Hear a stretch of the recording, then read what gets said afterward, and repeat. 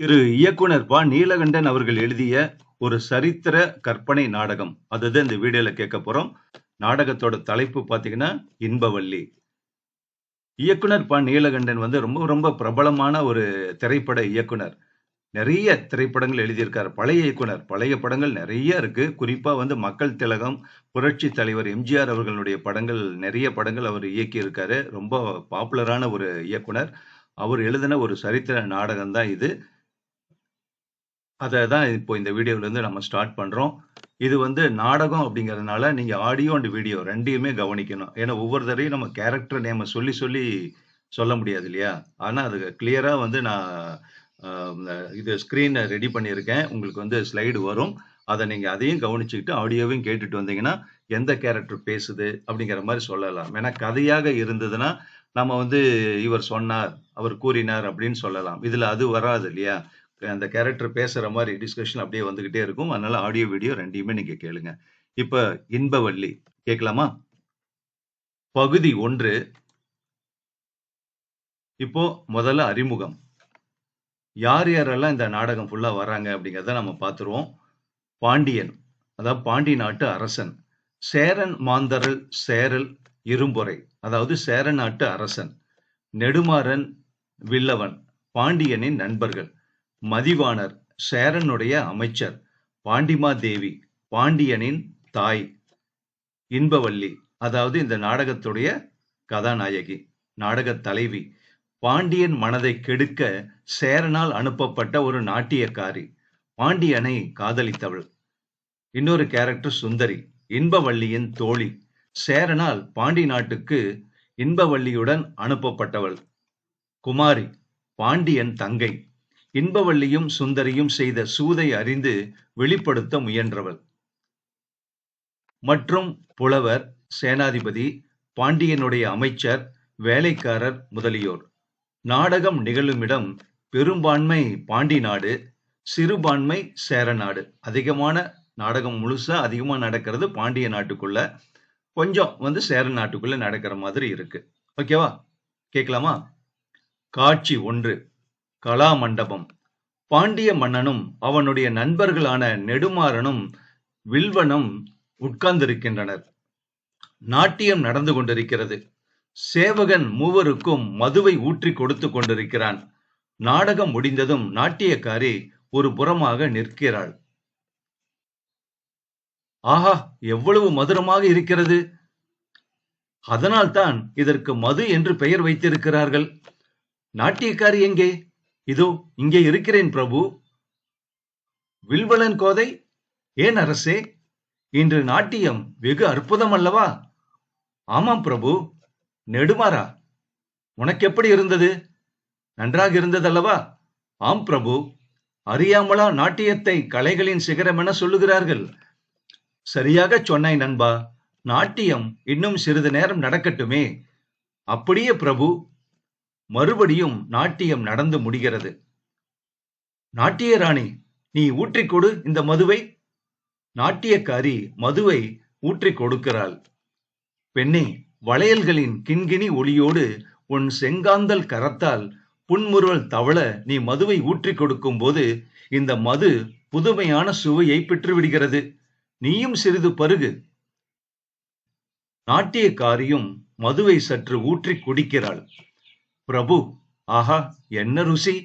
ஆனந்தம், இன்பம் என்றெல்லாம் சொல்லுகிறார்களே, அவை இந்த மதுவின் ஒரு துளியில் கிடைக்கின்றன சுவாமி. பெண்ணே, உடலின் அணு ஒவ்வொன்றிலும் புகுந்து உத்வேகத்தை கிளப்பி உள்ளம் பூரிப்படையச் செய்யும் சக்தி மது ஒன்றுக்குத்தான் உண்டு.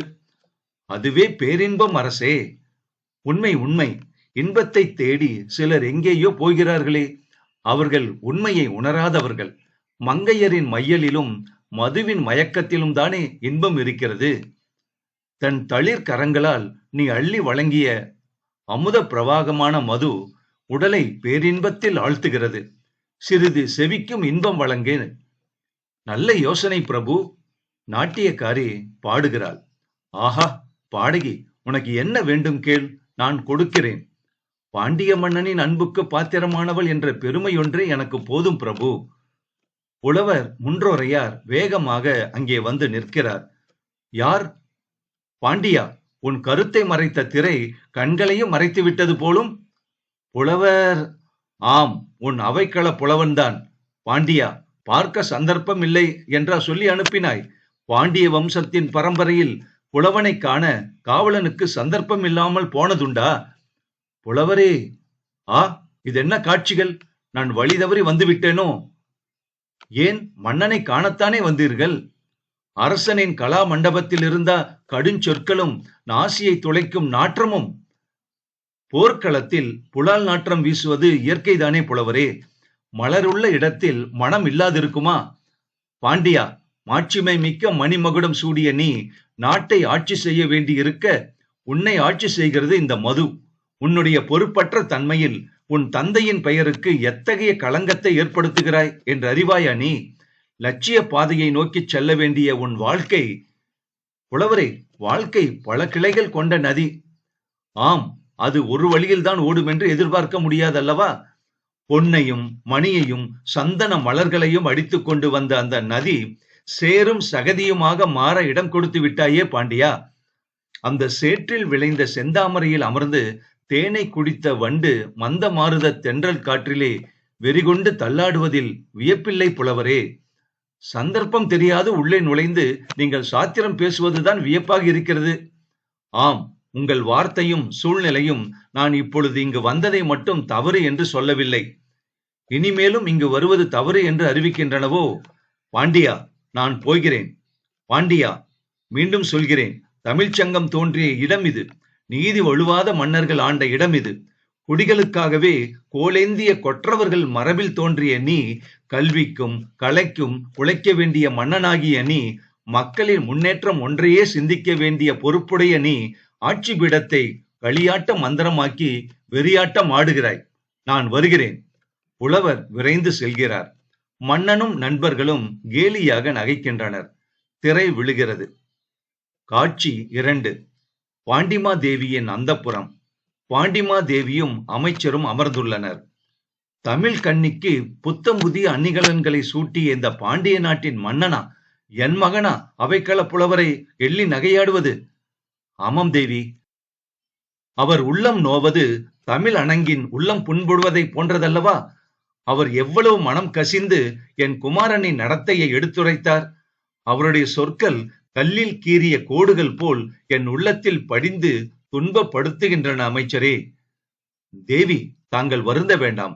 விரைவில் தம் முயற்சி அரசர் வாழ்வை மாற்றி அமைத்துவிடும். அமைச்சரே, என் கணவர் இறந்த உடனேயே நானும் மடிந்து போகாததற்கு காரணம் நெடுஞ்செழியனுக்கு நான் செய்ய வேண்டிய கடமைகளில் குறைவேற்பட்டு விடக்கூடாதே என்பதுதான். அவன் தமிழ் மூவேந்தர்களில் முன்னோன் என்று மக்கள் பாராட்டும் நிலையை அடைய வேண்டுமென்ற ஆவலோடு அரச பீடத்தில் அவனை அமர்த்தினேன். கடமையாற்ற வேண்டிய அவன் கயவர் வசப்பட்டு கருத்தழிந்து நிற்கிறான். என் குமாரன் எப்படியெல்லாம் கீர்த்தியுடன் விளங்க வேண்டும் என்று பெருமிதத்துடன் கனவு கண்டு கொண்டிருந்தேனோ அதை அடியுடன் குலைத்து விட்டான் அமைச்சரே. இவ்வளவு இளமையில் இப்படி ஒரு சூழ்நிலை மன்னரை பற்றி கொண்டது வியப்பாக இருக்கிறது தேவி. உலகத்தின் தலைவாயிலில் காலை வைத்து முன்னேற வேண்டிய அவர் தவறிப்போய் உள்ளே இருக்கும் படுகுழிகளில் விழுந்து விட்டார். அமைச்சரே, என் மைந்தன் அந்தகாரத்தில் மூழ்கி அழிவை நோக்கி போய்க் கொண்டிருக்க வேண்டியதுதானா? அவனை தடுக்கவே முடியாதா? அவன் இதயத்திலே ஒளி உண்டாக்க ஒரு வழியும் இல்லையா? மற்றவர்களுடைய உபதேசத்தை கேட்டு சீர்திருந்தி விடுகிற நிலையில் அவர் போக்கு இல்லை தேவி. ஒரு நன்மையான காரியம் நடக்கட்டும் என்பதற்காக அவருடைய கசப்பு உணர்ச்சியையும் ஆத்திரத்தையும் கூட பொறுத்து கொள்ளலாம். ஆனால் அவமரியாதையை சகிக்க முடியாது தேவி. நீங்களும் அவருக்கு நேரடியாக நீதிகளை எடுத்துச் சொல்லி திருத்தி விட முடியும் என்று எனக்கு தோன்றவில்லை. அம்முயற்சி விபரீத பலனை கொடுத்தாலும் கொடுக்கலாம். ஆகவே என்ன, இதற்கு மாற்றம்தான் என்ன? ஒருவேளை என்ன சொல்லுங்கள் அமைச்சரே. திருமணத்திற்கு ஏற்பாடு செய்தால் அச்சம்பவம் அவர் வாழ்க்கையில் ஒரு மறுமலர்ச்சியை உண்டாக்காதா? சரி தேவி, நான் வருகிறேன். சரி, சென்று வாருங்கள். திரை விழுகிறது.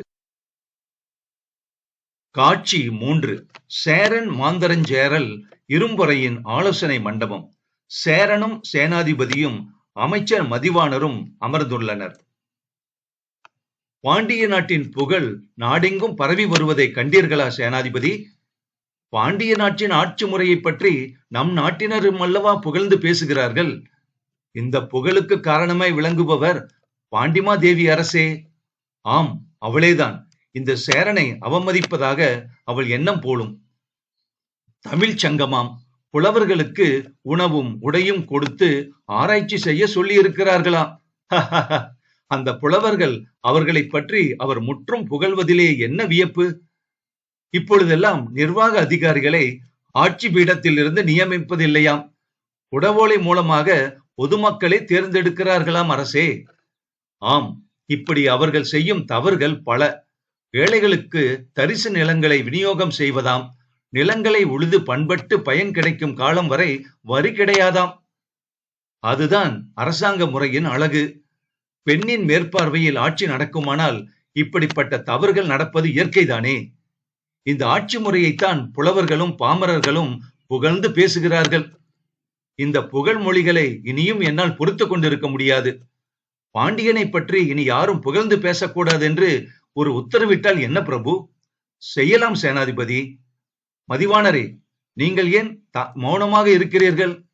அரசே, சேனாதிபதி சொல்வது போன்று தாங்கள் ஒரு உத்தரவை பிறப்பித்தால் என்ன நடக்கும் தெரியுமா? இப்பொழுது பாண்டி நாட்டை புகழ்ந்து மட்டும் பேசுகிறார்கள். அதன் பிறகு தங்களை நிந்தித்துக் கொண்டே அவனை புகழ்ந்து பேசுவார்கள். சட்டம் என ஒன்று இல்லையா? நடவடிக்கை எடுத்து கடுமையாக தண்டிக்க ஆரம்பித்தால் நிந்திப்பதாவது புகழுவதாவது. கேலியாக சிரிக்கிறான் சேனாதிபதி. மதிவாணரே, தாங்கள் பயப்படுகிறீரா? ஆம் அரசே, நியாயத்திற்கும் நீதிக்கும் புறம்பாக போக அஞ்சுகிறேன் என்று சொல்ல வெட்கப்பட வேண்டியதில்லை. பொதுமக்களை கிள்ளுக்கீரை என நினைத்து விட வேண்டாம். மக்களின் இந்த சாதாரண உரிமையை அரசன் என்ற அதிகார பலத்தினால் பறிக்க நினைப்பது அடாத செய்கையாகும். அரசே, தாங்கள் தவறான வழிக்கு இழுத்துச் செல்லப்படுகிறீர்களோ என்று நான் அஞ்சுகிறேன்.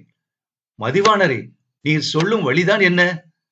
ஏன், நாமும் மக்களின் அன்பை பெற முயற்சிக்க வேண்டியதுதான். இவ்வளவுதானா? ஏதோ புது யோசனை அல்லவா சொல்ல போகிறீர் என்று பார்த்தேன். பிரபு, மதிவாணர் சொல்வதை போல் செய்தால் பாண்டி நாட்டாரை பார்த்துத்தான் நாமும் இப்படி செய்வதாக எண்ணி மக்கள் நம்மை கேலி செய்வர். அரசே, இன்னொரு விஷயம். என்ன சேனாதிபதி? சமீபத்தில் பட்டம் ஏற்றிருக்கும் பாண்டியன் நிர்வாக காரியங்களில் கவனம் செலுத்தாது கேளிக்கைகளில் பொழுதை கழிக்கிறானாம். ஆமாம், நானும் கேள்விப்பட்டேன். அதன் காரணமாக மக்களின் வெறுப்பை சம்பாதித்துக் கொண்டான். ஆமாம், நானும் அதை கேள்விப்பட்டேன். என்னுடைய நெடுநாளிய திட்டத்தை நிறைவேற்றிக் கொள்ள இதுவே சரியான சந்தர்ப்பம். அவனுடைய பலகீனமான நிலையை நாம் பயன்படுத்திக் கொள்ள வேண்டும். இன்பவள்ளியால் என் எண்ணம் விரைவில் நிறைவேறிவிடும். நான் தனியே சற்று சிந்திக்க வேண்டும். நீங்கள் இருவரும் சென்று வரலாமே. திரை விழுகிறது. மதிவாணரும் சேனாதிபதியும். சேனாதிபதி, அரசர் பொறாமை படுகொலியிலே தவறி விழுந்துவிடக்கூடிய நிலையில் இருக்கிறார். அவரை கைதூக்கி விட வேண்டியது நம்முடைய கடமை ஐயா. விருப்பு வெறுப்புக்கு பயந்து நம்முடைய உள்ளுணர்ச்சியை வெளியிட மறுப்பது துரோகம் அல்லவா? அப்படியானால் மன்னனின் போக்குக்கு மாறாக பேச வேண்டும் என்கிறீரா? நீதிக்கு இழைக்கப்படும் களங்கத்தை விட அரசருக்கும் உமக்கும் இடையில் உள்ள அன்பு குறைந்து போகுமோ என்பதில் தாங்கள் அதிக அச்சம் அடைகிறீர். மனசாட்சியை மறந்து விட்டவர்களால் மட்டும்தான் மன்னனின் போக்குக்கு ஆமாம் போட முடியும். நான் வருகிறேன். அவர் போகிறார். சேனாதிபதி தனக்குள்ளே பேசிக் கொள்கிறார். மதிவாணருக்கு என்ன துணிச்சல்! சரி. திரை விழுகிறது. காட்சி 4. அரண்மனையில் ஓரிடம். சேரனும் இன்பவள்ளியும். இன்பவள்ளி, நாட்டிய ராணி என்ற முறையில் இவ்வளவு நாள் இந்த நாட்டுக்கு புகழையும் பெருமையையும் தேடிக் கொடுத்தாய். இனி சேர நாடு என்றென்றும் வளத்தோடு வாழ்வதற்கு உன் உதவி தேவையாக இருக்கிறது. உதவி அல்ல, தியாகம் என்றே சொல்ல வேண்டும். உன்னையே அர்ப்பணித்து விடுகிற இந்த முயற்சியில் சேர நாட்டின் நலன் அடங்கி இருக்கிறது. இன்பவள்ளி, என்ன நீ யோசிக்கிறாய்? அரசே, உங்கள் உத்தரவுக்கு கீழ்ப்படிய தயாராக இருக்கிறேன். ஆனால் நாட்டியம் ஒன்றை தவிர வேறு எவ்விஷயத்தையுமே அறியாத சிறுமி நான். அதனால் தாங்கள் விரும்பும் மகத்தான இப்பணியை என்னால் நிறைவேற்றி வைக்க முடியுமா என்றுதான் நான் அச்சப்படுகிறேன். இன்பவள்ளி, நீ சிறுமி என்பது நான் அறியாததல்ல.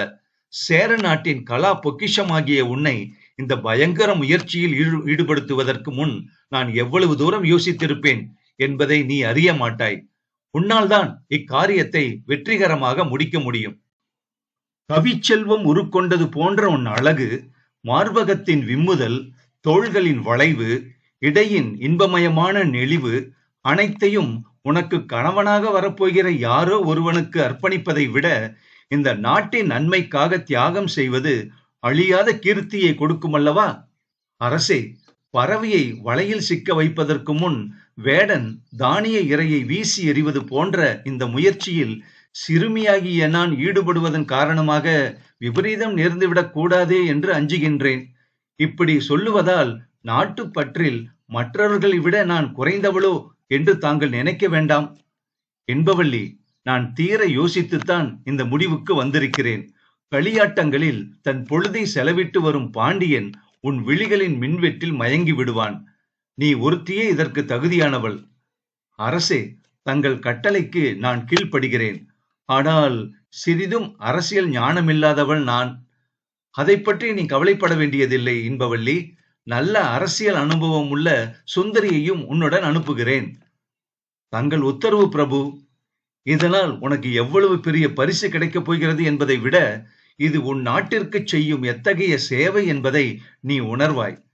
விரைவில் நீ புறப்பட தயாராகி விடுவாய் அல்லவா?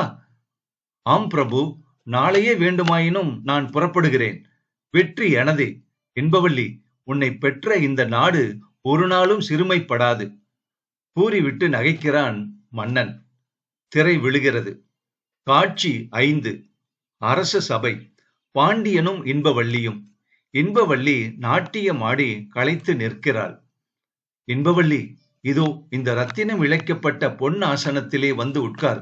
இந்த ஆசனம் இதுவரை எந்த பெண்மணிக்கும் இடம் கொடுத்ததில்லை. அதே போன்று என் மனம் கவர்ந்த மங்கையர் பலர் உள்ளனர்.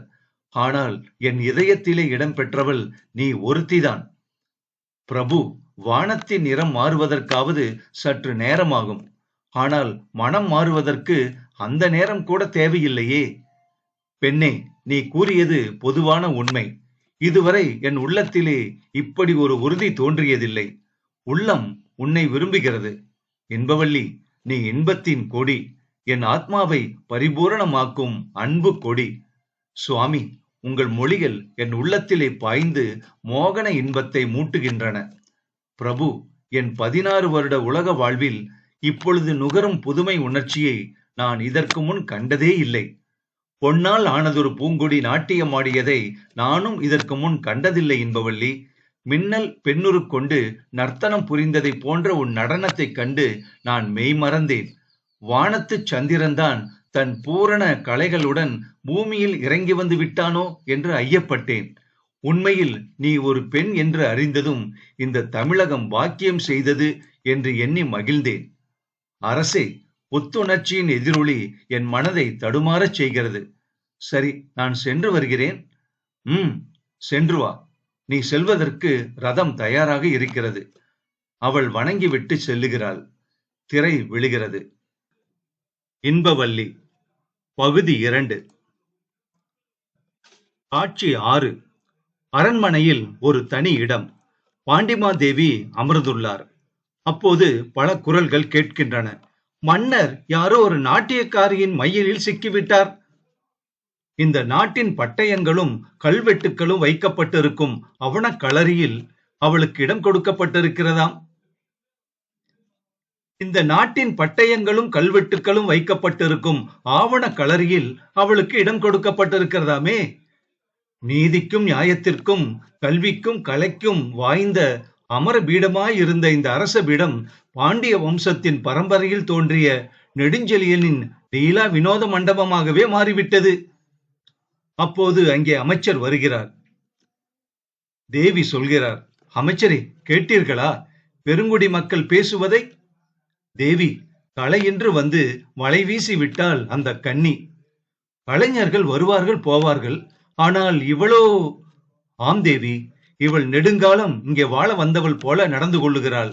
மன்னரோ ஸ்திரவாசம் செய்விப்பரு போல ஆவணக்களரியில் குடியேற்றியிருக்கிறார் அவளை. அமைச்சரே, மதியை அளிக்கும் மதுவை உண்டு மையலில் மயங்கி கிடக்கும் அவனிடம் நீதியையும் நியாயத்தையும் எதிர்பார்க்க முடியுமா? தாய்மையை அறியும் சக்திதான் அவனுக்கு உண்டா இப்போது? தேவி, தாங்கள் ஒன்றும் வருந்த வேண்டாம். தாயின் அன்பில் கடுமை உண்டு, ஆனால் அது மென்மை கலந்தது. ஆனால் அவன் அதை அறியவில்லையே. தேவி, நெறி தவறி நடப்பவன், நீதி கூறுபவன் முன்னால் நாணப்படுவது இயற்கைதானே. உண்மையும் நேர்மையும் கசப்பைத்தான் கொடுக்கும் அம்மணி. அதனால்தான் மன்னர் தங்களை சந்திக்கவே விரும்பவில்லை. அமைச்சரே, நெடுஞ்செழியனை பற்றிய கவலை என் உடலை விழுங்கிக் கொண்டே வருகிறது. அவனுடைய நடத்தை இன்னும் சிறிது காலத்திற்கு இப்படியே இருக்குமானால் கவலையை அனுபவிக்கும் நிலையில் இருந்து நான் விடுதலை பெற வேண்டியதுதான். தேவி, எது பொய் எது உண்மை என்பதை அறிந்து கொள்ள அதிக காலம் தேவையில்லை. என்றோ ஒரு நாள் அம்மாயத்திரை கிழிந்துதான் ஆக வேண்டும். ஆமாம், மாயத்திரை கிழிந்துதான் ஆக வேண்டும் அமைச்சரே. திரை விழுகிறது. காட்சி 7. அரண்மனையை சார்ந்த ஒரு நந்தவனம். மாலை பொழுதில் பாண்டியனும் இன்பவல்லியும் மகிழ்வுடன் பேசிக் கொண்டிருக்கின்றனர். என்றோ ஒரு நாள் அம்மாயத்திரை கிழிந்துதான் ஆக வேண்டும். அப்பொழுது இந்த இன்பவல்லியை கைவிட்டு விடுவீர்கள் மன்னா? இன்பவல்லி, அதோ அமுத நிலவை பொழிந்து கொண்டு வானமண்டலத்திலே உல்லாச யாத்திரை போகும் சந்திரன் சாட்சியாக சொல்லுகிறேன். உள்ளத்திலே உதயமாகி இருக்கும் உன் நினைவு மாயை அல்ல. உடலில் உயிர் இருப்பது எவ்வளவு உண்மையோ அவ்வளவு உண்மை என் உள்ளத்தில் நீ உருவம் இருப்பது. மெதுவாக ஒரு செடியின் பின் மறைந்து கொள்ளுகிறாள் இன்பவல்லி. இன்பவல்லி பாடுகிறாள். சரி, இனி நானும் பாட வேண்டியதுதான் போல இருக்கிறது. ஆமாம். சிரிப்பு. அவள் மறைந்த இடத்தில் இருந்து வெளியே வருகிறாள். ஏன் இன்பவல்லி சிரிக்கிறாய்? நான் விளையாட்டாக பதில் சொன்னதற்கு இப்படியா பாடுவேன் என்று பழிதீர்க்க விரும்புகிறீர்கள்? இருவரும் சேர்ந்து சிரிக்கின்றனர். திடீரென்று இன்பவல்லி சோகமாக முகத்தை வைத்துக் கொள்ளுகிறாள். பாண்டியன் கேட்கிறார், உன் முகம் வாடிவிட்டது, ஏன் சோகமாக முகத்தை வைத்துக் கொண்டிருக்கிறாய்? சுவாமி, தங்களுடன் சிரித்து பேசும் இந்த பாக்கியம் நிரந்தரமானதா என்று நினைத்தேன், வேறொன்றுமில்லை. மீண்டும் மீண்டும் இதை கேட்டு ஆண்களின் மனதை வாட்டுவதில் பெண்களுக்கு என்னதான் திருப்தியோ? இதோ பார் இன்பவல்லி, பாலாரும் பெண்ணையும் காவிரியும் அமுத பிரவாகமாக பெருக்கெடுத்தோடும் தமிழகத்திலே, நம்முடைய பரந்த சாம்ராஜ்யத்தின் சிங்காதனத்திலே மணிமுடி தரித்து நாம் வீற்றிருக்கும் நன்னாளை எதிர்பார்த்து கொண்டிருக்கிறேன். போதுமா? கலாதேவியின் அடிமை என்பதை தவிர வேறு யோக்கியதை இல்லாத எனக்கு அந்த பதவி? சுவாமி, கனவு காண்கிறேனா நான்? இல்லை இன்பவல்லி, இது கனவல்ல, நினைவு. சுவாமி, தென்றலுடன் கலப்பதை தவிர மகரந்த பொடிக்கு வேறு இன்பம் உண்டா? சுவாமி, தங்கள் கண்களில் காணப்படும் குறுகுறுப்பு, கன்னங்களின் கவர்ச்சி, அவற்றின் குளிப்பிலே உள்ள கனிவு, தேன் இதழ்களின் சிரிப்பிலே மிளிரும் களிப்பு, மதிமுகத்திலே தோன்றும் வனப்பு எல்லாம் நாட்டிய தேவனான நடராஜ பெருமானை தவிர வேறு யாருக்கேனும் இருக்குமா? தங்களை காணும் போதெல்லாம் அந்த மூர்த்தியின் தோற்றம்தான் என் இருதய மலரிலே கூத்தாடுகிறது. நாட்டிய உருக்கொண்ட நீ நடராஜ பெருமானை அடைவது நியாயம்தான். திரை விழுகிறது. காட்சி 8. சேரனின் சபை. சேனாதிபதியும் மதிவாணரும் சேரன் மன்னருடன் இருக்கிறார்கள். சேரன் சொல்கிறான், சேனாதிபதி, அமைச்சர் மதிவாணரே, என் திட்டம் வெற்றிகரமாக நிறைவேறிக் கொண்டு வருகிறது. இன்பவல்லியிடம் சிக்கிக் கொண்டான் பாண்டியன். நம் விருப்பத்தை நிறைவேற்றிக் கொள்ள இதுவே தக்க சமயம் மன்னா என்றான் சேனாதிபதி. விரைவில் படையை திரட்டுங்கள். என்ன படையா? ஏன்? பதறினார் மதிவாணர். போர் புரியத்தான். இது என்ன கேள்வி மதிவாணரே? உங்கள் கருத்து எனக்கு விளங்கவில்லையே. போர் புரிவதென்று நிச்சயித்து விட்டீர்களா மன்னா? ஆம். போருக்கு இப்பொழுது என்ன அவசியம்? பின்னால் வருந்தாமல் இருக்க இப்பொழுது சற்று சிந்திக்கலாம் அல்லவா? எதை பற்றி சிந்திப்பது? பாண்டிய அரசு பீடத்தை பொதுமக்கள் புகழ்ந்து பேசுகிறார்கள் என்பதற்காக போர் தொடுப்பது அநியாயமானது, நாகரீகமற்ற செய்கை என்பதை தாழ்மையுடன் தங்களுக்கு தெரிவித்துக் கொள்ள விரும்புகிறேன். அமைச்சரே, நீர் அறியாமல் பேசுகின்றீர். இந்த சேர ராஜ்யம் ஒரு குறிப்பிட்ட எல்லை கோட்டுக்குள் அடங்கி கிடக்க வேண்டியதுதானா? பாண்டியனுக்கு அவ்வளவு பரந்த ராஜ்யமா? பாண்டியனுடைய படைபலத்திற்கு முன் நம்முடைய படைபலம் பெரிதல்லவே? அது எனக்கும் தெரியும். தெரிந்துதானே நான் அது மட்டுமல்ல பிரபு, பொதுஜன அன்பால் ஆட்சி பீடத்தை அமைத்துள்ள பாண்டியனை நாம் சுலபமாக வென்றுவிட முடியாது. பொதுமக்கள் அவ்வளவு பேருமே வீரர்களாக மாறி போர்க்களம் புகுந்து விடுவார்கள். அந்த காலம் மாறும் வரை காத்திருந்தாகிவிட்டது அமைச்சர் மதிவாணரே. பிரபு, படைபலம் காரணமாக இப்பொழுது நாம் பாண்டியன் மீது போர் தொடுப்பதாக வைத்துக் கொள்வோம். நம்மை விட படைபலம் உள்ள வேறு மன்னன் நம் மீது போர் தொடுத்தால் என்ன செய்வது? இப்படி பார்த்தால் தடியெடுத்தவன் தண்டல்காரன் என்றளவா ஆகிவிடும். இப்பொழுது கிடைத்துள்ள அரிய சந்தர்ப்பத்தை கை நழுவ விட நாம் அறிவினர்கள் இல்லை அமைச்சரே என்று சொன்னான் சேனாதிபதி. அப்படி சொல்லும். சரி, நமக்கு வெற்றி என்றே வைத்துக் கொள்வோம். சொந்த விருப்பு வெறுப்பை முன்னிட்டு ஆயிரக்கணக்கான மக்களை பலியிடுவது எவ்வளவு அநியாயம்! மதிவாணரே, ராஜாங்க முறை தெரியாமல் பேசுகிறீர். ஒரு தனி மனிதன் இன்னொரு தனி மனிதனுடன் சச்சரவிடுவது குற்றம். ஆனால் ஒரு அரசன் இன்னொரு அரசன் மீது போர் தொடுப்பது வீரம். மதிவாணன் பயப்படுகிறார் போலும். நீதிக்கு புறம்பாக செல்ல பின் வாங்குபவன் கோழை அல்ல பிரபு, அவனே வீரன். மன்னனுக்கு ஏற்பட்ட மாசை போக்க நினையாத நீரா வீரம் பேசுவது? இப்படிப்பட்ட கோழைகள் ஆட்சி பீடத்தில் பெரும் பதவி வகிப்பதற்கு தகுதியே இல்லை. மாசே ஏற்படவில்லையே. மாசு ஏற்பட்டிருப்பது உங்கள் மனசாட்சியில்தான். பொறாமை என்பது மனித சுபாவம் படைத்த அனைவருக்கும் தோன்றுவது இயற்கை. அறிவாளியாயிருப்பவன் பொறாமைப்படுவது அவசியம்தானா என்பதை சிந்தித்து அதை கைவிட்டு விடுகிறான். மற்றவர்கள் பொறாமை தீயிலே விழுந்து மடிகிறார்கள். மதிவாணரே, அரசே, அநியாயத்தை அநியாயம் என்று சொல்லக்கூட அஞ்ச வேண்டுமா? போதும், நீர் மன்னனின் விருப்பத்திற்கு மாறாக பேசுகிறீர். கடமை அறியாதவர் தாங்கள். மன்னா, என்னை மன்னிக்க வேண்டும். உண்மையான உங்களை நேசிக்கும் ஊழியன் நான். அந்த நேசம் காரணமாகத்தான் தங்கள் கோபத்தையும் பொருட்படுத்தாது தங்கள் நன்மையை விரும்புகிறேன். மன்னன் சந்தர்ப்பத்தின் குறுக்கீட்டின் காரணமாக வழி தவறும் போது திருத்த வேண்டியது மந்திரியின் கடமை அல்லவா? போதும் அமைச்சரே, விரைவில் போர் தொடங்குவதென்று முடிவு செய்து விட்டேன். இன்றோடு உமது அமைச்சர் பதவி முடிந்தது.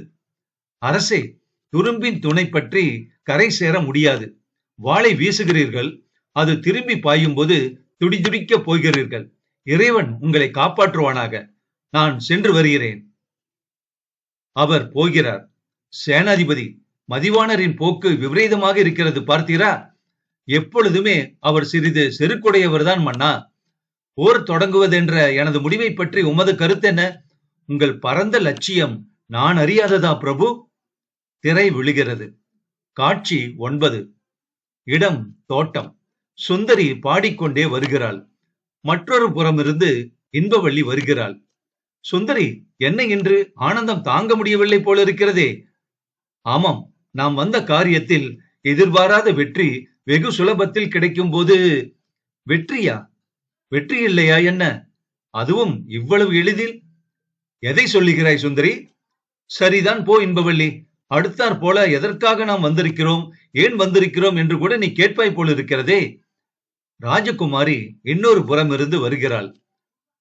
அந்த கேள்வியைத்தான் நான் எவ்வளவோ தடவை கேட்டுவிட்டேன். சரியான பதில்தான் தங்களிடம் இருந்து இல்லை. யார்? அரசகுமாரியா?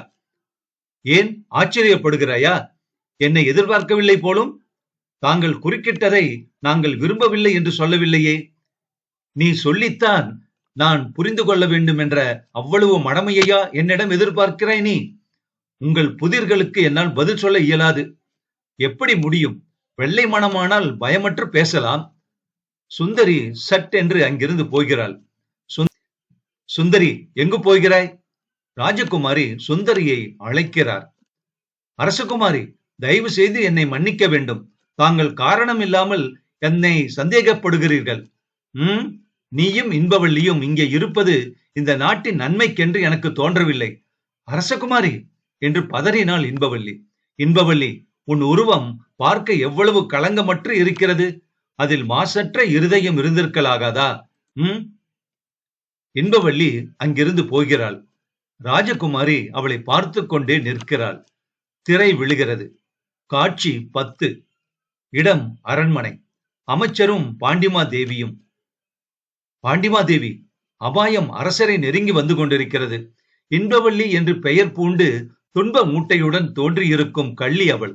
மன்னனையும் இந்த நாட்டையும் அழித்து விடுவதற்காக பகை அரசனால் ஏவப்பட்ட சூழ்ச்சிக்காரி. அமைச்சரே, நீங்கள் தான் எப்படியாவது அவனை காப்பாற்ற வேண்டும். என் தாயுள்ளம் கொந்தளிக்கிறது, குமுறுகிறது. விளக்கின் ஜோதியை புஷ்பமென்று கருதும் விட்டில் அவன். இந்த சாம்ராஜ்யத்தின் அழிவுக்கு என் குமாரன் காரணம் என்று ஏற்படுமானால் அந்த பாரத்தை சுமந்து கொண்டு என்னால் இருக்கவும் முடியாது, நிம்மதியாக இறக்கவும் முடியாது. தேவி, குளிர் காய்வதற்காக மூட்டப்பட்ட நெருப்பு வீட்டையே எரித்து விட்டது போல் பொழுதுபோக்குக்காக ஏற்படுத்தப்பட்ட கலைக்கூடம் மன்னரின் வீழ்ச்சிக்கு காரணமான பலிபீடமாகவே மாறிவிட்டது. ஆமாம், நெடுஞ்செழியன் எடுப்பார் கைப்பிள்ளையாகி விட்டானே. அதனால்தான் தேவி, நாம் சொல்லும் நீதிகள் அவருக்கு நாராசத்தை போல இருக்கின்றன.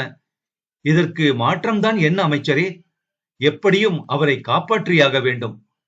அப்போது யாரோ போவது தெரிகிறது. யார் அங்கே போவது? சேவகா, சென்று பார். பிரபு, நாட்டியக்காரியின் தோழி சுந்தரி போகிறாள். அமைச்சரே, நிர்வாக காரியங்களை கவனித்துவிட்டு மாலையில் வாருங்கள். என் மகனை காப்பாற்ற ஒரு மார்க்கம் கூறுங்கள். ஆகட்டும் தேவி, வணங்குகிறேன். அமைச்சர் கிளம்புகிறார். திரை விழுகிறது. காட்சி 11.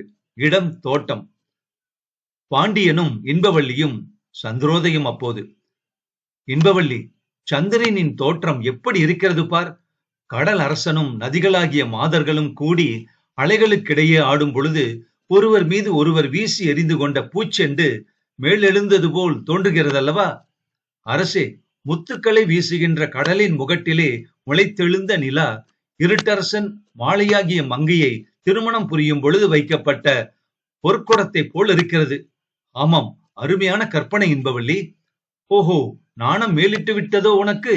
எங்கே ஓடுகிறாய் இன்பவள்ளி? உன் சாதாரண நடையே நாட்டியத்தின் உன்னத பாவம் போல காட்சியளிக்கிறதே. இதோ இதோ உன்னை பிடித்து விட்டேன், பார்த்தாயா? சிரிப்பு கேட்கிறது. இருவரும் பாடுகின்றனர். இந்த கல்மேடையில் அமர்வோம் பிரபு. மரம், செடி, கொடி எல்லாவற்றுக்கும் பொன்முலாம் பூசும் சந்திரனின் அமுத கிரணங்களின் அழகிய தோற்றம் உள்ளத்திலே இன்ப வாரதியை பெருக்குகிறது. உன் கருங்கூந்தலும் அதனிடையே தோன்றும் முகமும் வான மண்டலத்தில் மேகத்தின் இடையே சந்திரன் இருப்பதை போல இருக்கிறதல்லவா?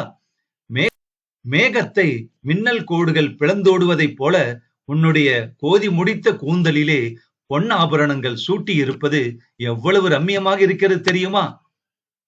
இன்பவள்ளி சற்று வருத்தமாக, அரசே, இன்பவள்ளி, ஏன் உன் முகம் வாட்டமடைந்திருக்கிறது? நிரந்தர குதூகலத்துடன் வாழும் பாக்கியம் செய்திருந்தால் அல்லவா என் முகம் எப்பொழுதும் மலர்ந்திருக்கும். இன்பவள்ளி, என்ன பிதற்றுகிறாய்? உன்மத்தம் பிடித்தவள் பிதற்றத்தானே முடியும் அரசே. என்ன சொல்லுகிறாய் இன்பவள்ளி? எனக்கு புரியவில்லை. அரசே, என்னுடைய இந்த வாழ்வு நனவுதானா? இதெல்லாம் என்ன இன்பவள்ளி? ஏன் இப்படி பேசுகிறாய்? தங்கள் மனதை யாரும் கலைக்க நினைத்தால் யாரால் கலைக்க முடியும் சொல்? தங்கள் தாய், தங்கை, அமைச்சர், இப்படி.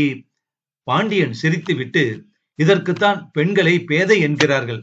காரணம் சிறிதுமின்றி மலர் போன்ற உன் உள்ளத்தை எவ்வளவு வதைத்துக் கொண்டாய்ப்பார். சுவாமி, இதை நான் நம்பலாமா? இன்னுமா அவநம்பிக்கை உனக்கு? ஒருவேளை நான் கொடியவளாக இருந்தால்? இன்பவள்ளி, என் சுகத்தையே திருடி உன் வாழ்க்கையுடன் பிணைத்துக் கொண்டாயே, இதை விடவா கொடுமை இழைக்க முடியும் உன்னால்? பாண்டிய மன்னன் சிரிக்கிறான். அப்போது சுந்தரி அங்கே வருகிறாள். இன்பவள்ளி, அரசரை பார்த்துவிட்டு, அரசரா? தயவு செய்து என்னை மன்னிக்க வேண்டும் அரசே. சுந்தரி, சுந்தரி, இங்கே வா. எங்கே போகிறாய்? என்ன விசேஷம்? ஒன்றுமில்லை அரசே. இன்பவள்ளியை கண்டு. ஐயோ, இன்பவள்ளியின் முகம் ஏன் இப்படி வாடி இருக்கிறது? ஆமாம், அவள் முகம் வாடித்தான் இருக்கிறாள். அர்த்தமற்று உளரும் அவளை நீயே என்னவென்று கேள். ஓ, அதனால் அவள் மனம் பதைக்கிறாளோ? எதனால்? பாவம், எத்தனை நாட்களுக்குத்தான் மனதிற்குள்ளேயே அடக்கி. இதெல்லாம் நீங்கள் என்ன சொல்லுகிறீர்கள்? எனக்கு ஒன்றும் புரியவில்லையே. அரசே, நீங்கள் இருவரும் உடலால் இருவர். ஆமாம், ஆனால் அவளை என் உயிரினும் பெரிதாக மதிக்கிறேன். உங்களுடைய இன்ப துன்பங்கள் அவளையும் சேர்ந்தவைதானே? சந்தேகம் இல்லாமல். அதனால்தான் பிரபு, உங்கள் உள்ளம் வருந்தும் என்றாலும் காதல் கேட்டதை தங்களிடம் தெரியப்படுத்த வேண்டும் என்று அவள் விரும்பி இருக்கலாம். என்ன அது? புரியும்படி சொல்லேன். பிரபு, தங்கள் தாய் பாண்டிமா தேவியை பற்றி அவதூறாக சொல்வதாக தயவு செய்து தாங்கள் கோபப்பட வேண்டாம். என் தாயா? விஷயம் என்னவென்று சொல். தன் காதலரின் தாயை பற்றி யாரும் ஏதாவது பேசினால் எந்த பெண்ணின் நெஞ்சுதான் துடிக்காது? சுந்தரி, என்ன சொல்லுகிறாய்? தங்கள் தாயாரும் அமைச்சரும் அரசாங்க விஷயமாக சந்தித்து பேசலாம். ஆனால் இல்லை இல்லை, நீ சொல்வது பொய். நானும் இன்பவள்ளியும் பொய்யென்றுதான் எண்ணுகிறோம். ஆனால் ஆனால் என்ன? அரசே, அவர்களுடைய சந்திப்பை பற்றி ஊரார் பலவிதமாக பேசிக் கொள்கின்றனர். வம்பு பேச்சு வளர்ந்து வருத்தத்தை கொடுக்கும் நிலை வரை விடாமல் முளையிலேயே கிள்ளி எறிந்து விடுவது நல்லதல்லவா? சரி, அதற்கென்ன? இல்லாமல் பிறவாது, அல்லாமல் குறையாது. பாண்டிய மன்னனின் தாய் ஒரு... போதும், நிறுத்து, நான் வருகிறேன். பாண்டிய மன்னன் அங்கிருந்து புறப்படுகிறான். திரை விழுகிறது. இன்பவள்ளி பகுதி 3 மற்றும் இறுதி பகுதி. காட்சி 12. இன்பவள்ளியின் விடுதிக்கு முன்னால் உள்ள இடம். பாண்டியன் தளர்ந்து நடந்து வருகிறான். ஒரு செடிக்கு பின் யாரோ பதுங்கி இருப்பது தெரிகிறது பாண்டியனுக்கு. பாண்டியன் மறைவில் இருப்பவரை அழைத்தான். யாரங்கே? மறைவில் இருந்து தேவி எழுந்து, மகனே, நான் தான். அம்மா, நீங்கள் தானா? உருவிய வாளுடன் தாங்கள் இங்கே பதுங்கி இருப்பானேன்? இதோ, இது யார்? அமைச்சர் எழுந்திருக்கிறார். தங்கள் அமைச்சர் நல்லுந்தவன் மன்னரே. மகனே, நீரில் விழுந்த எறும்பின் நிலையில் இருக்கிறாய் நீ. உன்னை அறியாமலே சூழ்ச்சிக்காரர்களின் வலையில் அகப்பட்டு கொண்டாய். அதை எடுத்துச் சொல்லி அறிவு புகட்டக்கூடிய நிலையை மீறிவிட்டாய் நீ. இல்லை அம்மா, இதெல்லாம் எனக்கு தேவையில்லை. நீங்கள் இங்கே பதுங்கியிருந்த காரணம் என்ன? உன் உயிரை விட எனக்கு வேறு அரிய பொருள் உண்டா? அந்த உன் உயிரை காப்பாற்றத்தான். அரசே, சதிகாரர்களால் உங்களுக்கு அபாயம் ஏற்படாமல் இருக்க நீங்கள் அறியாமலே இந்த ஒரு இரவல்ல, எத்தனையோ இரவுகளாக நாங்கள் காத்து வருகிறோம். நீங்களா என்னை காப்பாற்றி வருகிறீர்கள்? ஆமாம் அரசே, வஞ்சகத்தை அறியாத நீங்கள் வஞ்சகர்களின் நடுவே இன்புற்று உள்ளீர்கள். உங்கள் உயிரை வேலையாட்களிடம் ஒப்புவிக்க உங்கள் அன்னையின் மனம் சம்மதிக்கவில்லை. அதற்காக ஒரு பெண்... மகனே, பெண்மை மென்மையானதுதான். ஆனால் அது வீரம் கலந்தது. கோழி தன் பலத்தை மறந்து குஞ்சை கொத்த வரும் பருந்திடம் போராடுவதை நீ கண்டதில்லையா? வீரத்தின் திருவுருவாய் விளங்கிய பெண்களின் செயலை நீ கேட்டதில்லையா? வீராங்கனைகள் பலர் தோன்றிய நாடு இது. இந்த நாட்டிலே பிறந்த ஒரு பெண் தன் புத்திரனை காப்பாற்றக்கூட சக்தியற்ற கோழையாகவா ஆகிவிடுவாள்? போதும் அம்மா, உண்மைக்கு மாறான பேச்சு இது. என்ன? தேவி பதறினார். எல்லாம் எனக்கு தெரியும். என் இன்பவள்ளியை கொல்வதற்கு நீங்கள் செய்யும் கூட்டு சதி இது. நெடுஞ்செழியா? அரசே, உங்கள் அன்னையை பார்த்தா இவ்வாறு சொல்லுகிறீர்கள்? நிறுத்துங்கள் அமைச்சரே. என்னென்ன காரியங்கள் இங்கே நடக்கின்றன என்பதை நான் கவனித்துக் கொண்டுதான் வருகிறேன். அப்போது சிலர் ஓடும் சத்தம் கேட்கிறது. இன்பவள்ளி உள்ளே வருகிறாள். இன்பவள்ளி, நீ எங்கே வந்தாய்? யாரோ ஓடுவது போன்ற சத்தம் கேட்கிறதே. ஆமரசே என்றாள் பதற்றத்துடன் இன்பவள்ளி. சரி, உனக்கு ஏன் இந்த பதற்றம்? அரசே, தங்களை வழி அனுப்பி விட்டு உள்ளே சென்றதும் ஏதோ கூக்குரல் கேட்டது. அதனால் தான் ஓடி வந்தேன். சுந்தரியும் அங்கே வருகிறாள். சுந்தரி, நீயும்? ஆம் அரசே, நான் நினைத்தபடிதான் எல்லாம் நடக்கின்றன. என்ன? அரசே, அமைச்சரின் சூழ்ச்சி உச்சஸ்தாகியை அடைந்து விட்டது.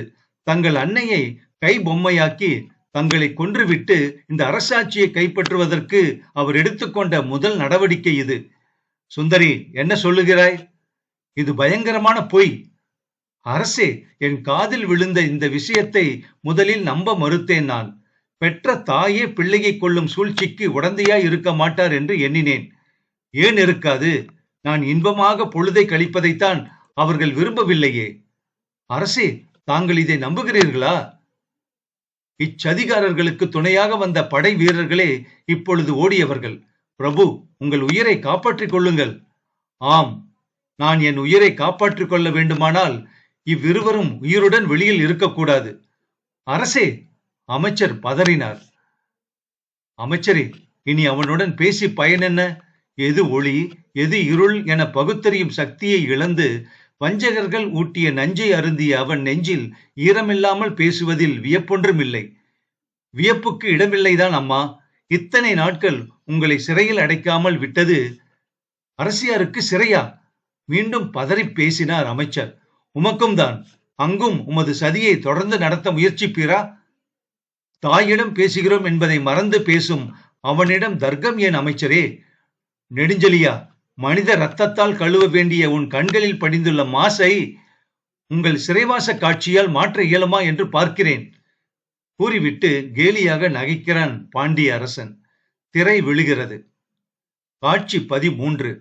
அரண்மனையில் ஒரு தனி இடம். இன்பவள்ளி சோகமாக உட்கார்ந்திருக்கிறாள். அங்கே சுந்தரி வருகிறாள். கடுமையாக இன்பவள்ளியை பார்த்து கேட்கிறாள். இன்பவள்ளி, உன்னையே நீ மறந்து விட்டாய். சுந்தரி, அனுபவத்திலும் அறிவிலும் பெரியவளான நீ என் செய்கை தவறானது என்று உண்மையிலேயே கருதுகிறாயா? தவறா? மகத்தான தவறு என்று சொல்லுகிறேன். பாண்டியனை மயக்க வேண்டிய நீ, அவன் மையலில் விழுந்து விட்டதாக நடிக்க வேண்டிய நீ, உண்மையிலேயே அவன் வசப்பட்டு விட்டாய் இப்போது. இது என் குற்றம் அல்லவே. நீ சேர நாட்டிலிருந்து பாண்டிய நாட்டிற்கு எதற்காக அனுப்பப்பட்டாய்? எதற்காக அனுப்பப்பட்டேன்? நானே பலியாகவா? மிகவும் நன்றாக இருக்கிறது இன்பவள்ளி உன் போக்கு. சில நாட்களாக சேர மன்னனுக்கு நாம் எவ்வித குறிப்பும் அனுப்பவில்லை என்பதை அறிவாயா? அறிந்துதான் என்ன பயன்? அவன் உப்பை தின்ற நீ அவனுக்கு துரோகம் செய்ய நினைக்கிறாயா? என்னை நம்பி உள்ளன்புடன் நேசிக்கும் பாண்டிய மன்னனுக்கு நான் துரோகம் செய்ய வேண்டும் என்று சொல்லுகிறாயா சுந்தரி? என்ன? என் சுவாமிக்கு தீங்கிழைக்க நான் இசைய? என்ன சுவாமியா? வெகு அழகாக இருக்கிறது என்பவள்ளி நீ பேசுவது. சுந்தரி, நீயும் ஒரு பெண்தானே. ஒரு பெண்ணின் உள்ளத்தை நீ அறிய மாட்டாயா? பேஷ் பேஷ், கடமை தவறிய நீ எனக்கே உபதேசம் செய்ய ஆரம்பித்து விட்டாயா? சுந்தரி, இனியும் கொடுமை இழைக்க என் இருதயத்தில் போதிய கடுமை இல்லை. நான் பாண்டிமா தேவியையும் அமைச்சரையும். ஓஹோ, காதலுக்கு இடம் கொடுத்த உன் மனம் கருணைக்கும் இடம் கொடுத்து விட்டதோ? இதுவரை உன் வார்த்தைகளுக்கு அஞ்சி வாய்மூடி மௌனியாக இருந்து விட்டேன். இனி என் கடமை. சேர மன்னன் உன்னிடம் இருந்து இதை எதிர்பார்க்கவில்லை இன்பவள்ளி. பாண்டிய மன்னருக்கு நான் செய்ய வேண்டிய பணி இதுதான். உன்னுடைய இந்த விபரீத போக்கு சேரனுக்கு எட்டினால் நான் எனக்காக அஞ்சுவதை மறந்துவிட்டேன் சுந்தரி. அப்படியா? பாண்டிய மன்னனின் வீழ்ச்சிக்கு உலை வைக்க வேண்டிய நீ உன் வீழ்ச்சிக்கே உலை வைத்துக் கொண்டாய். உனக்கு புரியவில்லை. திரை விழுகிறது. காட்சி 14. பாண்டியன் உட்கார்ந்திருக்கிறான். அரசகுமாரி அங்கே வருகிறாள். அண்ணா, உனக்கு வெட்கமாக இல்லை? குமாரி, என்னை உன் தங்கை என்று சொல்லிக்கொள்ள உன் நா கூசவில்லையா? ஏன் இப்படி கோபப்படுகிறாய்? நான் என்ன செய்து விட்டேன்? என்ன செய்யவில்லை என்று கேள். இந்த கேள்வியை கேட்க உனக்கு என்ன யோகியதை இருக்கிறது அண்ணா? அதிகம் பேசாதே, சொல்ல வேண்டியதை சொல். என் தாயை எதற்காக சிறையில் அடைத்தாய்? அமைச்சரை சிறைப்படுத்த காரணம்? மக்களுக்கு அவர்களிடம் உள்ள மதிப்பு மங்காதிருக்க வேண்டும் என்ற நல்லெண்ணத்தினால்தான். அவர்களை பற்றி கேவலமாக சொல்லி அதே சமயத்தில் உன்னையும் அரசன் என்று சொல்லிக்கொள்ள. ஆம், மறந்துவிட்டேன். உனக்கு மானம் என்று ஒன்று இருந்தால் அல்லவா? உன் வார்த்தைகள் அத்துமீறி போகின்றன குமாரி. தலைக்கு மேல் ஜான் போனால் என்ன, முளம் போனால் என்ன? நம் குலத்தின் பெருமையை அளிப்பதற்கு நீ காரணமாய் இருந்தாய் என்ற அவச்சொல்லை தாங்கிக் கொள்ளக்கூடிய தைரியத்தை பெற்றுவிட்டாய் போலும். போதும், நிறுத்து. நம் எதிரிகள் இந்த சந்தர்ப்பத்தை எதிர்பார்த்து கொண்டிருக்கிறார்கள். நீ உன் நாட்டியரான் இன்பவள்ளி அவர்கள் கைப்பாவை என்பதில் ஐயமில்லை எனக்கு. இன்பவள்ளியை பற்றி நீ ஒன்றும் பேசக்கூடாது. அதோ அவளே வருகிறாளே. இன்பவள்ளி அங்கே வருகிறாள். உன்னை பார்க்க வந்தவள் என்னை கண்டு ஏன் இப்படி மிரள மிரள விழிக்கிறாள்? இன்பவள்ளி, என்ன விசேஷம்? சொல். இன்பவள்ளி, சும்மா வாமா. ஏன் இப்படி பயப்படுகிறாய்? உனக்கு குற்றமுள்ள நெஞ்சு என்று நான் சொல்லவில்லையே. இன்பவள்ளி, நீ ஒரு பெண்தானே. மனமறிய என் சகோதரனை வஞ்சிக்கிறாயே. ஒரு அரச வம்சத்தையே நாசம் செய்ய துணிந்த உன்னிடம் மனசாட்சியை எதிர்பார்க்க முடியுமா? உன் பசப்பு வார்த்தைகளின் மயக்கத்தில். அப்போது இன்பவள்ளி கண்ணீர் விடுகிறாள். குமாரி, போகிறாயா? இல்லை. ஓ, என்னையும் சிறையில் அடைத்து விடுவாயோ? நான் போகிறேன். ஆனால் உன் மிரட்டலுக்கு பயந்து கொண்டல்ல. இன்பவள்ளி, நான் சொல்வதை நன்றாக அறிந்து கொள். உன்னுடைய உதட்டு முன்முறுவலில் என் சகோதரனை வீழ்த்தலாம். ஆனால் எல்லோரையும் அப்படி ஏமாற்றிவிட முடியாது. அவள் அங்கிருந்து போகிறாள். திரை விழுகிறது. காட்சி 15. சேரன் சபை. சேரனும் சேனாதிபதியும். சேனாதிபதி, சுந்தரியிடமிருந்து வந்துள்ள கடிதத்தில் குறிப்பிடப்பட்டிருந்ததை கவனித்தீரா? ஆம் பிரபு, நான் கவனித்தேன். இறை தேட போனவள் தானே இரையாகிவிட்ட கதையாக இருக்கிறது. அவளை நான் எவ்வளவு நம்பியிருந்தேன் சேனாதிபதி. ஆமாம் பிரபு, இந்த பொறுப்பான வேலைக்கு வேறு யாரையேனும் அனுப்பியிருக்க வேண்டும் பிரபு. இது அவள் குற்றமல்ல, பருவ காலம். மன்னனை மணந்து ராணியாக வாழ்க்கை நடத்தி விடலாம் என்று கனவு கண்டு விட்டால் போலும். மன்னன் இன்னும் எவ்வளவு காலத்திற்கு அவன் மன்னன்? இன்னும் சிறிது காலம் உண்மையாக நடந்திருந்தால் இன்பவள்ளி எவ்வளவு பெரிய பதவியை பெற்றிருப்பாள். எதற்கும் கொடுத்து வைக்க வேண்டாமா பிரபு? உடனே திரும்பி வர வேண்டும் என்று இன்பவள்ளிக்கு தாக்கீது அனுப்பும் சேனாதிபதி. பிரபு, அவள் வர மறுத்தால் அப்பொழுது என்னவென்று கூறுகிறேன். உத்தரவு பிரபு. திரை விழுகிறது. காட்சி 16. தோட்டம். பாண்டியன் அமர்ந்துள்ளான். இன்பவள்ளி அவன் காலில் விழுகிறாள். இன்பவள்ளி, இதென்ன அலங்கோலம்? எழுந்திரு. அரசே, என்னை மன்னிப்பீர்களா? மன்னிப்பா? உனக்கா? எதற்கு? பிரபு, உள்ளத்திலே விஷமும் உதட்டிலே அமுதமும் வைத்து பேசிய பாவமே உருக்கொண்ட எனக்கு மன்னிப்பும் உண்டா? இன்பவள்ளி, நீ இவ்வளவு தூரம் வருந்தும்படி என்ன நடந்தது? துரோகியாகி என்னை மன்னிப்பீர்களா பிரபு? மன்னிப்பே வேண்டியதில்லை. விஷயத்தை சொல். சுவாமி, குற்றம் புரிவது மனித இயல்பு. மன்னிப்பது பெருந்தகையோரின் செயல். இன்பவள்ளி, உன் உள்ளத்தை அர்த்தமற்ற புண்படுத்திக் கொண்டு உளறுகிறாய் என்று நினைக்கிறேன் நான். பிரபு, இதோ என் உள்ளத்தை திறந்து காட்டி விடுகிறேன். நான் இங்கே வருவதற்கு முன் உலகமே அறியாத சிறுமி. அந்த சேரன் என்னை வேவுகாரியாக்கி இங்கு விரட்டி அடித்தான். என்ன, வேவுகாரியா? ஆம் பிரபு, நான் சேர ராஜ்யத்தின் வேவுகாரி. மனம் நிறைய நஞ்சுடன் தான் நான் இங்கு வந்தேன். உங்களுடன் பழகிய போதெல்லாம், உங்களை நோக்கி சிரித்த போதெல்லாம் என் நெஞ்சில் விஷமே புகைந்து கொண்டிருந்தது. உங்களை நான் அடிமைப்படுத்தி அரச ரகசியங்களை சேரனுக்கு அறிவித்து அவன் இந்த நாட்டை அடிமைப்படுத்த வழிகோல வேண்டும் என்பதே எனக்கு இடப்பட்ட கட்டளை அவனால். இன்பவள்ளி, உன் மென்மையான இருதயத்தில் இத்தகைய நாச எண்ணங்களுக்கா இடம் இருந்தது? என்ன அநியாயம் இது? அந்த அநியாயத்தை செய்யத்தான் பிரபு நான் இங்கு அனுப்பப்பட்டேன். மனசாட்சியை மறந்து அநியாயமும் செய்ய முற்பட்டேன். என்ன சுவாமி, கற்பையே ஆபரணமாக கருதும் கண்ணியமான குடும்பத்தில் தோன்றிய நான் உத்தரவுக்கு கீழ்ப்படிந்துதான் வேவுகாரியாக வந்தேனே தவிர உள்ளம் அப்பணியை விரும்பவில்லை. ஆனால் இந்த சதிகார வாழ்வை என்னால் நீடித்து நடத்த இயலவில்லை. உங்கள் தூய அன்புக்கு முன்னால் என் மனோதிடம் சின்னா பின்னம் அடைந்தது. மனசாட்சியை எதிர்த்து நிற்க இயலவில்லை என்னால். இன்பவள்ளி, இதெல்லாம் உண்மைதானா? எல்லாம் உண்மை பிரபு. உங்கள் உண்மையான அன்பு சேர அரசனால் என் உள்ளத்தில் நிரப்பி அனுப்பப்பட்ட விஷத்தை எரித்து சாம்பலாக்கி விட்டது. யாரையும் நேசித்தறியாத என் பெண்மனம் தங்களை உண்மையாகவே நேசிக்க ஆரம்பித்தது. உங்கள் அன்பின் வயப்பட்டு விட்டது என் உள்ளம். அரசே, என்னை மன்னியுங்கள். ஒரு காலத்தில் உங்களை காட்டிக் கொடுக்க வந்த வேவுகாரி நான். இன்று உங்களை நேசிக்கும் ஊழியக்காரி, அன்பின் அடிமை நான். அப்படியா? அரசே, இந்த பாவிக்கு நீங்கள் என்ன தண்டனை விதித்தாலும் நான் ஏற்க தயாராக இருக்கிறேன். நானாக ஏதும் வஞ்சகம் செய்திராவிட்டாலும் வஞ்சகியாக தானே நான் இங்கு இருந்தேன். இதென்ன? உள்ள விஷயத்தை சொல்லாமல் அக்கிரமங்களை பார்த்து கொண்டிருந்தது உடந்தையாக இருப்பதற்கு அடையாளம் தானே. சுந்தரியும் வேவுகாரியே பிரபு. இந்த உலகில் மென்மைக்கு இருப்பிடமாகிய பெண் உள்ளத்தில் எவ்வளவு கொடுமை! பிரபு, தங்கள் தாயாரும் அமைச்சரும் எங்களை சந்தேகித்ததை அறிந்த சுந்தரி என் மௌனத்தை பயன்படுத்தி கொண்டு அவர்களை சிறையில் அடைக்க வழி செய்தாள். என்ன, என் தாயார் குற்றமற்றவளா? இன்பவள்ளி அழுதவாறு சொல்கிறாள்.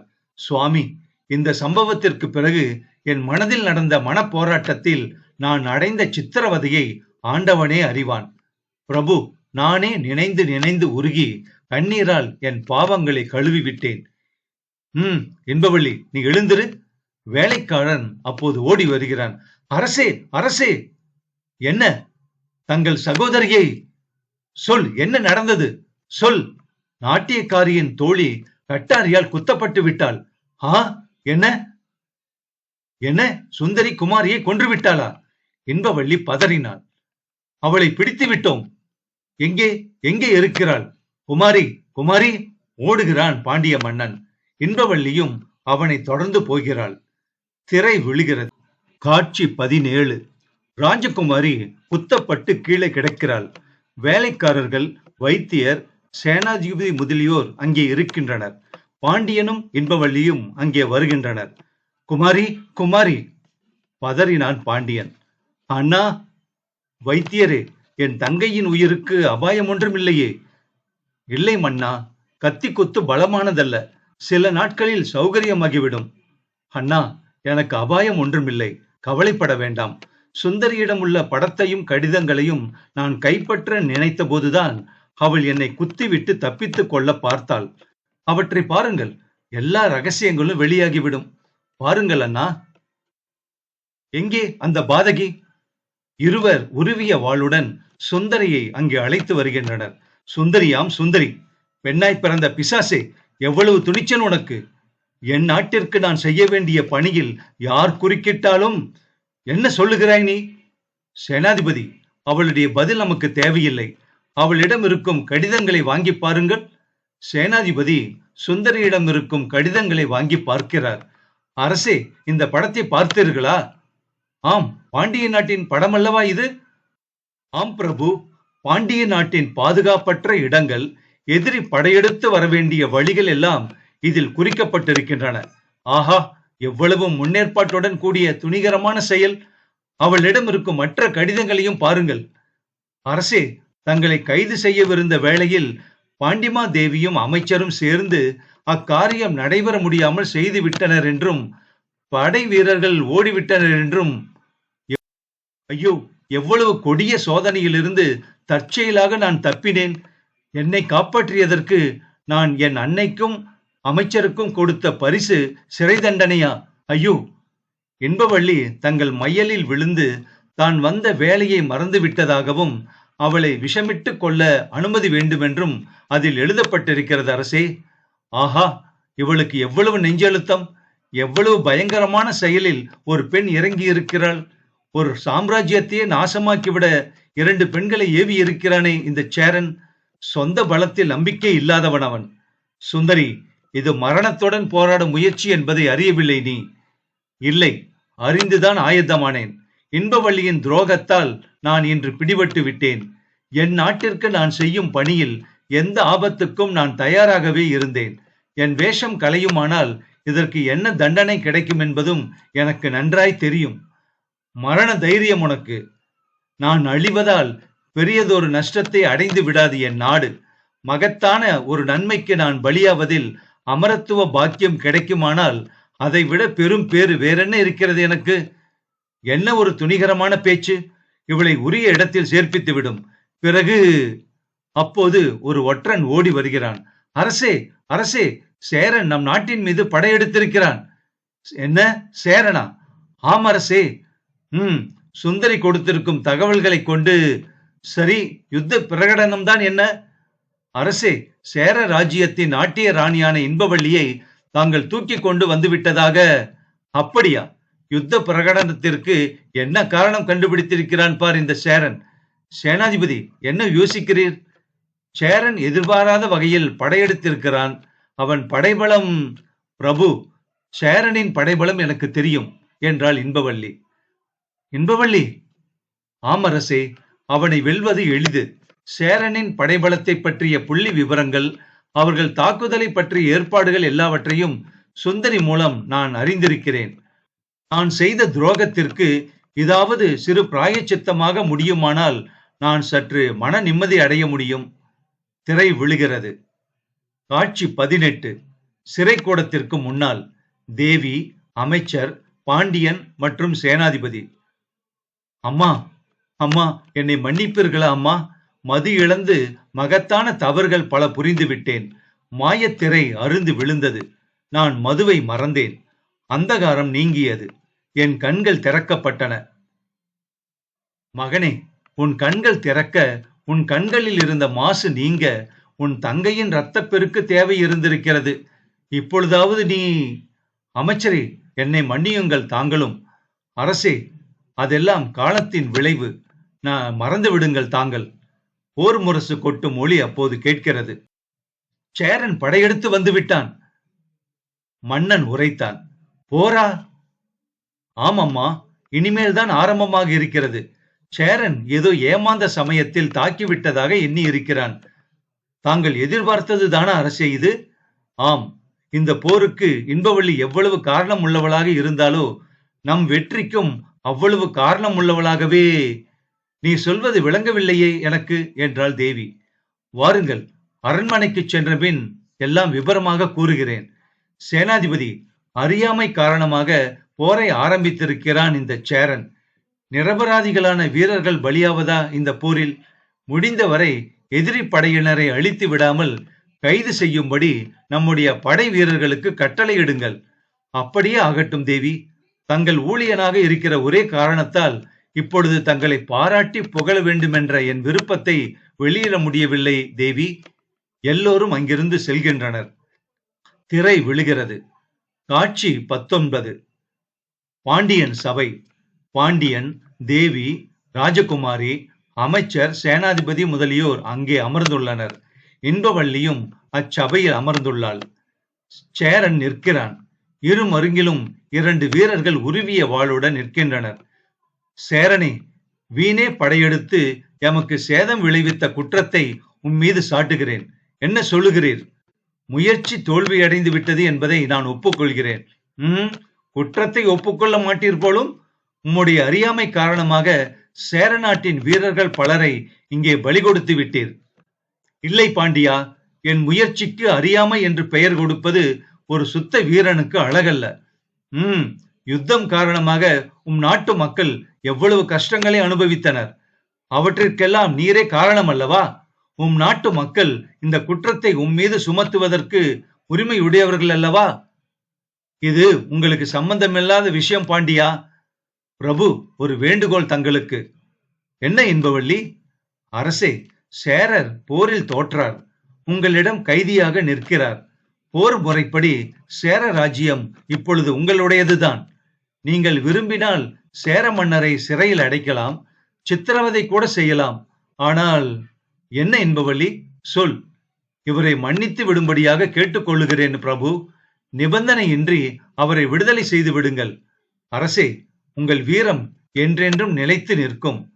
மன்னிப்பா? என்ன சொல்கிறாய் இன்பவள்ளி? என்ன, எனக்கு மன்னிப்பா? துரோகி! இடுப்பில் மறைத்து வைத்திருந்த கட்டாரியை எடுத்து இன்பவள்ளி மீது எரிந்து விடுகிறான் சேரன். ஐயோ! அலறியபடி கீழே விழுகிறாள் இன்பவள்ளி. பாவி, என்ன காரியம் செய்து விட்டாய்? சபையில் உள்ளோர் துடிக்கின்றனர். தேவி இன்பவள்ளியை தொட்டு பார்க்கிறாள். மகனே, இறந்து விட்டாள் என்று தேவி சொன்னார். ஆஹா, இன்பவள்ளி, இந்த நன்றி கெட்ட அயோக்கியனுக்கா நீ மன்னிப்பு கேட்டாய்? இவனை கொண்டு போய் சிறையில் அடையுங்கள். காவலாளிகள் சேரனை இழுத்து செல்கின்றனர். திரை விழுகிறது. நாடகம் முடிகிறது. இந்த கற்பனை சரித்திர நாடகம் 1940களில் வெளியானது.